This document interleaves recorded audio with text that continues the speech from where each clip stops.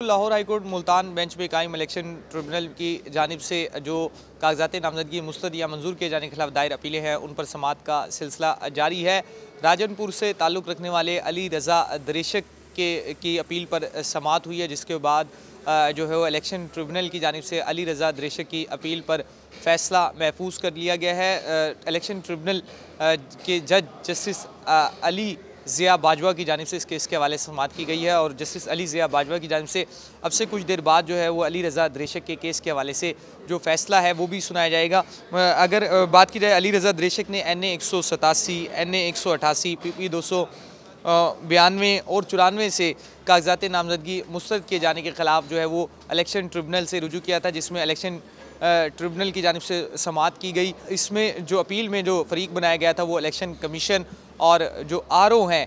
राजनपुर के, जिनकी जानिब से कागजात नामजदगी अली रज़ा दरेशक के मुस्तरद किए गए हैं, उनको फ़रीक बनाया गया था। और अली रज़ा दरेशक के हवाले से बात की तो अली रज़ा दरेशक जो है वो साबिक